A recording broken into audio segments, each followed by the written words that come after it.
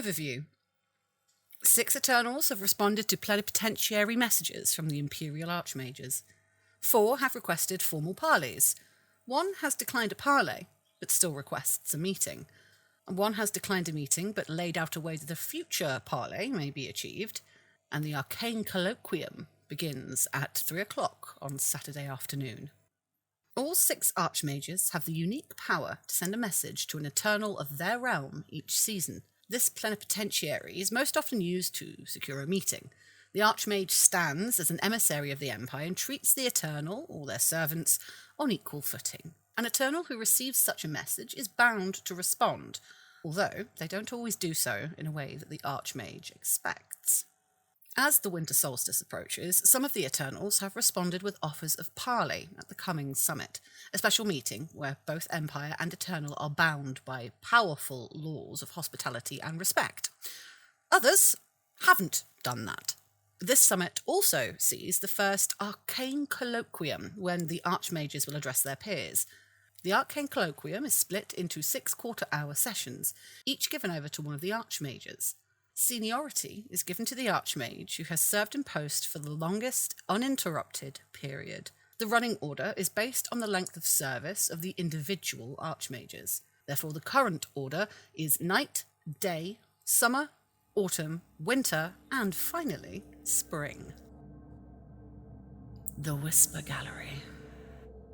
The Whisper Gallery have consented to meet with the Archmage of Night. They reject a formal parley. The meeting will take place in the Hall of Worlds at 2:30 on Saturday afternoon. The current Archmage of Night is Elisithane. Nobody sees the message delivered. It's found on the desk in the hub when a sleepy civil servant clears some papers away at the start of their shift, sealed with a blob of multicoloured wax written in silver ink on a sheet of black parchment. It's quite difficult to read. It bears a communique from the Lord and Ladies of the Court of Scandal, the Whisper Gallery. They consent to send some of their number to meet with the Archmage of Night. Shortly after reading it, the civil servant found that the letter simply disappeared. Yet, the contents remained firmly lodged in their mind, and they were able to transcribe the details of the letter.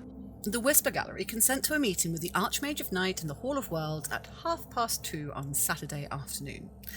They begin by mentioning that, sadly, there's no chance that Elisithane will be able to achieve their ambitious goal. But that's not a reason to not have a meeting, especially in the face of such polite invitation. This is one of the reasons that they do not request a formal parley. The letter claims this is not because they're planning to engage in any kind of treacherous assassination against Imperial magicians, perished the thought, but rather that they find the regimentation of who can speak and when to be endlessly tedious. Anyone who attends must be able to speak freely, apparently. They anticipate that anyone who wishes to attend may do so, especially those who have a vested interest in helping the Cheruscuran Inquisitors to overthrow the unjust enmity to which they have been subjected. They also request the presence of certain specific individuals. Whoever is in charge of the Ambral Library, of course, the Minister of Historical Research, the Imperial Advisor for the Feni, the Seer of the Gateway, the Imperial Seer, the Imperial Archivist, and, of course, the Lepidian Librarian. With regard to that last, they express the apparent delight that the Empire has created yet another Imperial title dedicated to poking their nose into matters that don't concern them and then telling everyone about it. On a more delicate matter, they mention it might be a little awkward if the Archmage intends to send their proxy Lucky on their behalf. The courtiers of the Shadowed Threshold have had to step away from their previously close relationship with Luciano Vivace Rezia di Tassato due to growing doubts as to precisely whose side he's on. Unlike his dearly departed mother, they suspect that the numerous promises he has made to aid the troubadours of the Onyx Labyrinth have not been entirely sincere. As a consequence of this regrettable state of affairs, the monarchs of the Empty Throne are very much in the market for new agents, and urge anyone who's interested in betraying the Empire to attend the meeting to place their petition. Alternatively, they might perform whispering shadow courtiers on Friday evening, uncover the requested secrets as proof of their abilities, and make themselves known to the patrons of the Invisible Key in a more subtle fashion. There are many benefits to working with a consortium of quietude. Trinkets to empower night magic, secrets, access to hidden lore, unique substances with the most delightful effects, and of course, the joy that comes from knowing your efforts are appreciated by a powerful patron. The Imperial Archivist has already expressed in no uncertain terms that he has absolutely no intention of going anywhere near this Notapali, and urges anyone with half an ounce of common sense to do likewise.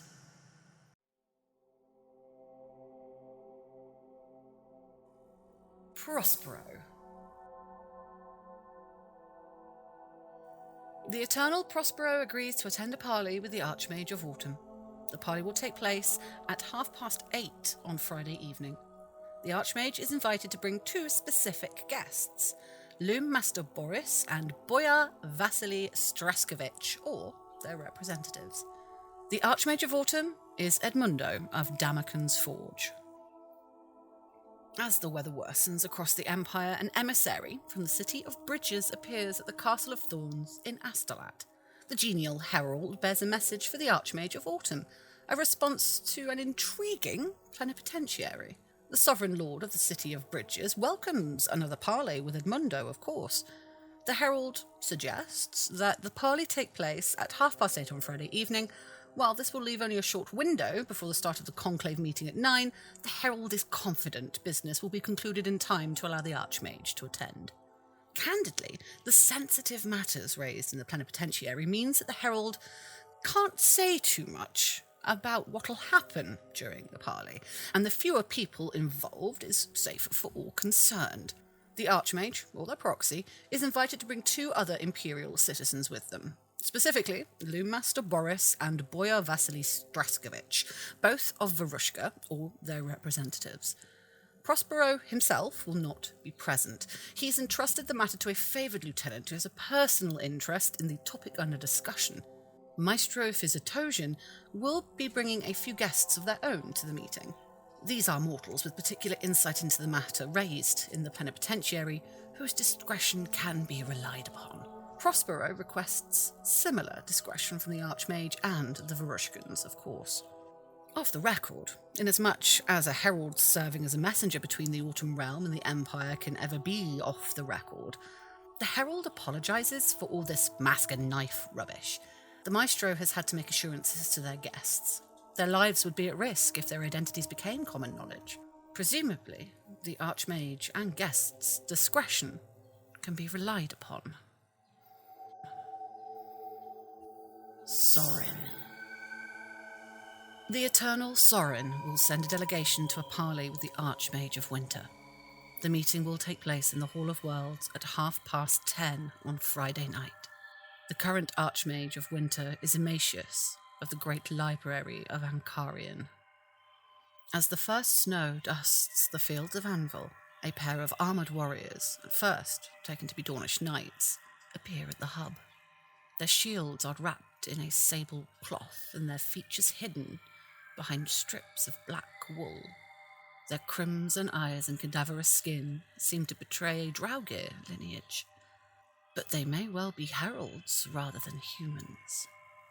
Regardless, they've been charged to deliver the Tomb King's response to the Archmage of Winter's plenipotentiary. The Master of Whelps agrees to a parley, to take place in the Hall of Worlds at 10:30 on the first night of the summit, after the conclave has concluded its business. He will not be in attendance himself, but rather sends members of his court to meet those chosen by the Archmage to speak. Before the meeting, however, the Tomb King wishes that the Archmage is aware of certain caveats. What weakness does Archmage Ematius see in the Empire that needs to be tested? The Empire is strong. It drives its enemies before it. There will be no test of the pallid charm in the coming year. There is no need of it. and the Tomb King has learned as much as he wishes to know about the strengths and weakness of Imperial citizens. Indeed, he questions if there's anything in the Empire to hold his attention. Its people seem well versed in sacrifice and strength. In their plenipotentiary, the Archmage requested boons from the Basalt throne. There was no talk of tribute.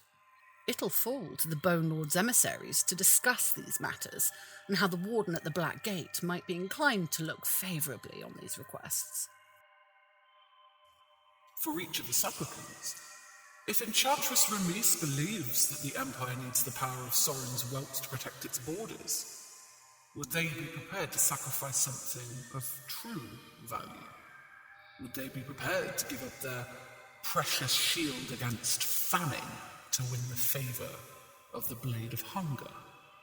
If Winterwise Lubutor Branislavovich Glinka invokes the little sacrifice of the Year of Hunger to gain a boon from the winnower, what form do they think a boon secured by such a minor lesson might take? If the Cambion Tuktu of the Saker wishes to win the favour of the father of the Draugr, are they and Raziel prepared to do what is required to win that favour?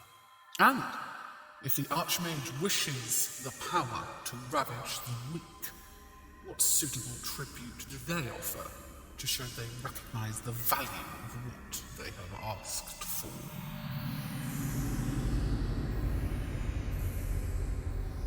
According to the heralds, however, there is one matter which has already secured the attention of the hungry wolf.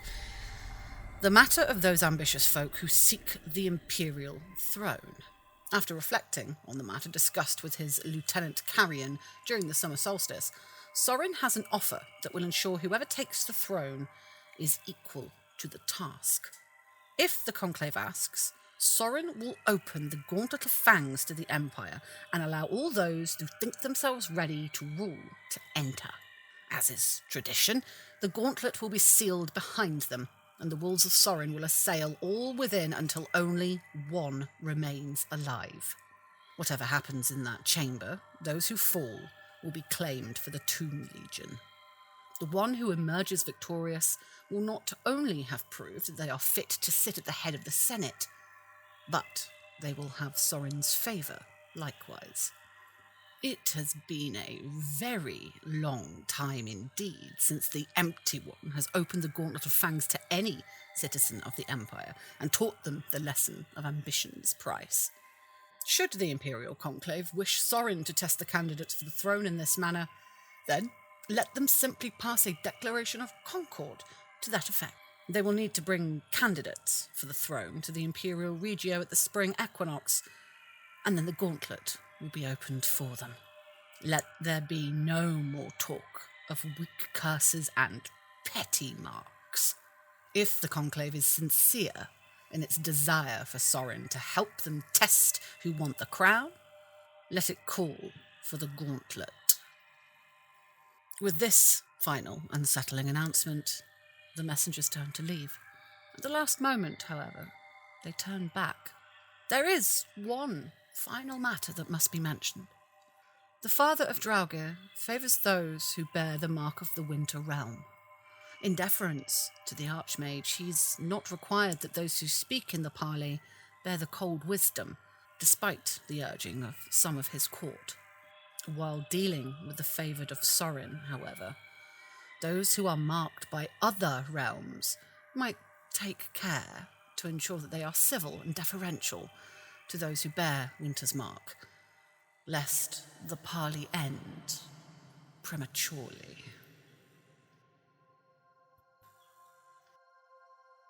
Kimus. Kimus has agreed to a parley with the Archmage of Day. The parley will take place in a chamber between the worlds at 3:30 in the afternoon on Saturday. The current Archmage of Day is Skywise Gralka. A fortnight before the winter solstice, a tall figure with long hair and significantly more eyes than any human or orc has ever had arrives at Hanville. They bear a message from She Who Watches, agreeing to parley for the Archmage of Day during the coming solstice. The meeting will take place immediately after the Archmage completes her participation in the Arcane Colloquium at 3:30 on Saturday afternoon. A herald will come to the Hall of Worlds to escort the Archmage, and only the Archmage, to a place where they may meet with the 3 of the Satrap of the Dawn favoured viziers. After due consideration, Kimus declines to engage in parley with the 5 other Archmages. They're only interested in observing the Archmage, whether they be Skyway's Gralka or someone else, or someone sent as a proxy. The seer, clad in raiment of light, wishes Gralka to prepare herself for a certain measure of disappointment. The one who watches cannot see the place that she has asked about. It lies within a shroud that is, by its essential nature, not able to be penetrated by the eyes of truth, no matter how much they might wish to do so. However, it's not to say that they can't see the places that power touches, and so there may be a way that the Unsleeping can assist the Archmage in increasing her understanding of those who enter the empty palaces. It seems the Unblinking Augur still remembers a time when their relationship with the Imperial Conclave was particularly strained, and there is still some distance to go before that can be entirely put away. In spite of that, the one in high places appreciates the accommodations made with some regards to some of their observers in recent months. They've consequently instructed their viziers to prepare gifts for the Archmage, a key to a door that opens only outwards, a list of names that should be forbidden, and a fire to reveal what must be seen. The messenger can provide no further information about these gifts, and swiftly departs once their communique has been delivered. Eleonaris. Eleonaris has agreed to a parley with the Summer Archmage. Her representatives will arrive in the Hall of Worlds at 5 o'clock in the evening on Saturday. The current Archmage of Summer is Brother Luke of Highguard. The sun is at its height when the herald appears in the Imperial Regio, a lion-maned individual in a blood-gold chain. They sound their spindly trumpet 3 times and announce in a booming voice that the Lady of Penance greets the Archmage of Summer warmly and acknowledges their plenipotentiary message. Her noble majesty, the sovereign in scarlet and gold, is minded to accede to the Archmage's request. To this end, she gives notice that her subjects will convey the dais of the Queen of the Fields of Glory, the fabled seat of judgment, into the Hall of Worlds for a formal parley to take place at 5 in the evening. If the Archmage has the strength of will, they may ascend to the seat. If they do so, then the Emperor will be tested, for all to see. In addition, the Lady of the Penance will ensure that there will be one among her heralds who can accept the gift of vengeance offered to the Hawklord. Finally, the herald declaims that their mistress wishes the Archmage to know that there is no need to rebuild friendship between the Empire and the Lion Throne. The matter of disrespect has been addressed. Friendship is restored. The statue that guards the Golden Causeway speaks to the enduring good relationship between the Fields of Glory and the Katazari Empire. As long as all involved treat each other with grace and respect, there is no reason this friendship should ever falter again. Of course, the herald points out that the seat of judgment is being offered under the terms of a formal parley. If it is not returned to the Summer Realm in exactly the condition it left it, the fury of the Lion of Summer will burn brighter than the hottest forge, hot enough to melt steel and stone.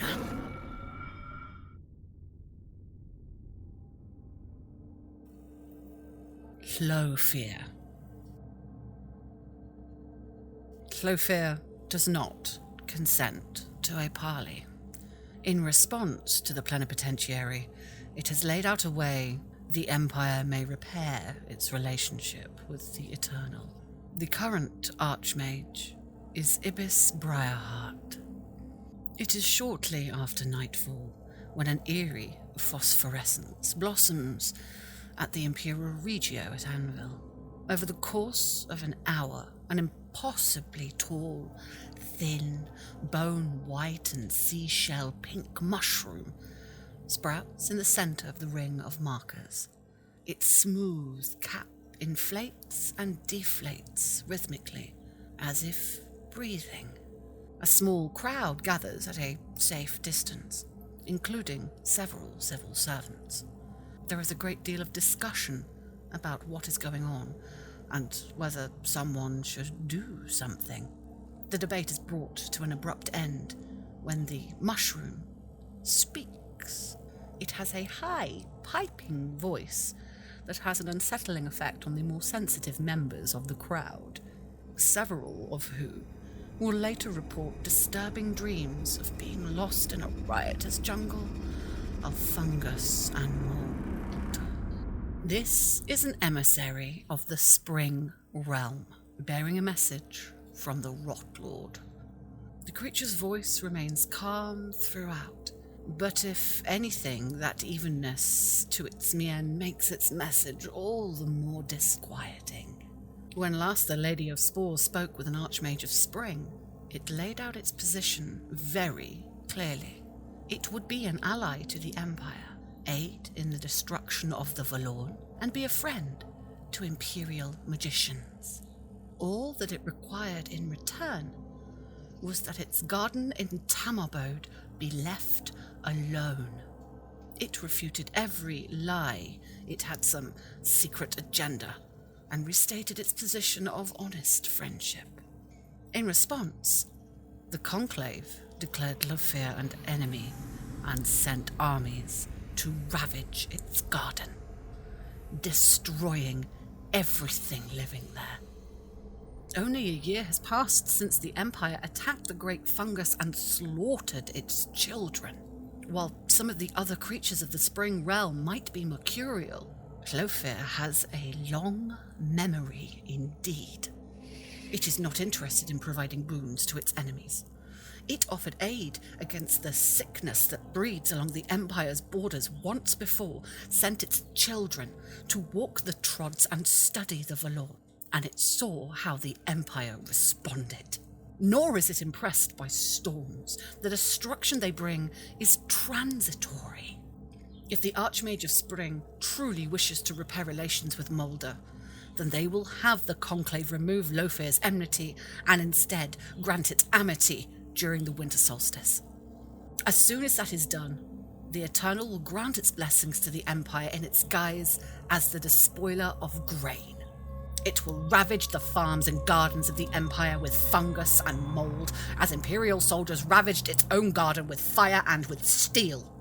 It will take its retribution, and when that is done, it will forgive the Empire's transgression, and be ready to hear of parley and plenipotentiary from an Archmage of Spring once more. As the herald finishes its speech, the civil servants in the crowd become quite agitated. Even before the mushroom has shrunk away, returning to the distant realm of the Ender of Empires, they've hurried back to the hub to consult old records and the like. A few days later, they present their findings. If Llofir carries through on its threat, amity will certainly give it the opportunity to do so. Even if that amity persists only for a single season, the impact will continue to be felt throughout 385YE. Every farm in the Empire will suffer. There will be widespread starvation, and every Imperial army will be subject to the problems caused by insufficient supply until the start of spring 386YE. Ultimately, however, as with all matters related to the Eternals, the final decision about whether to accept Llofir's offer rests with the Imperial Conclave. Game information. If the Conclave grants amity to Llofir at the winter solstice as requested, and it follows through with its threat, the civil service predicts that every farm in the Empire will see its production halved until the start of the winter solstice 385YE. Every Imperial army will be assumed to have insufficient supplies, so they'll all suffer deterioration for the same period. There'll also be widespread starvation amongst the populace, especially in the League and Urizen, both of which rely heavily on food imported from other Imperial nations. Obviously, there may be opportunities to address the effects of the famine. It's possible the keeper of the breadbasket might be able to mitigate some of the effects in Upwold and Mitwold, for example, but even that is unlikely to do much to help the wider empire. Attempting to find ways to weather a year without food will require an appraisal by the Imperial Senate once the extent of Llofir's retribution has been established. That is, even an appraisal is unlikely to turn up many options until after the Eternal has begun to take its revenge. Timetable. These meetings are either taking place in the Hall of Worlds or in an encounter tent. The times and the Eternals involved are summarised here. Friday at 8:30, the Eternal will be Prospero, and that's autumn. That's a parley, and that's the chamber between worlds. Friday at 10:30, that's Sorin for winter. That's a parley in the Hall of Worlds. On Saturday at 3:30, that's Kimus for day, and that's a parley in a chamber between worlds. Saturday at 2:30, that's the Whisper Gallery for night, not a parley in the Hall of Worlds. And for Saturday at 5 o'clock, that's Eleonaris for summer, parley in the Hall of Worlds.